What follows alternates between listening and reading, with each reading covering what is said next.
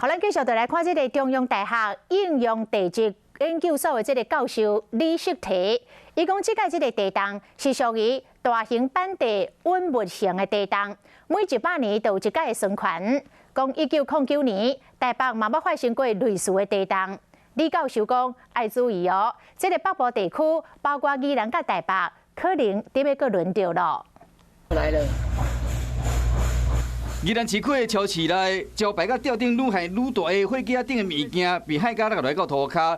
整理回店员赶紧伸手将这物件扶掉咧，就惊讲拢总落落来。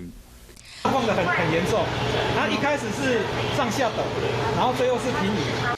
这摆发生伫昨暝9点19分的地震，规模有6.7，是今年上大的。震央伫东部的海域，关台湾上大的震度有4级，加在深度有76公里平。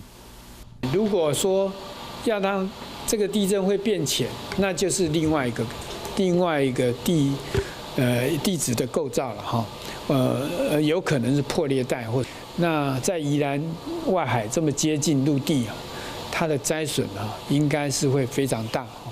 尤其啊，如果是这个状况，在台北跟新北市，可能所引发的灾损，甚至有可能会比宜兰还要多了。 专家嘛讲，这摆地动是稳物型的地动。台湾伫1815年伫台北宜兰发生过一摆，1909年新北市中和规模7.3的地动。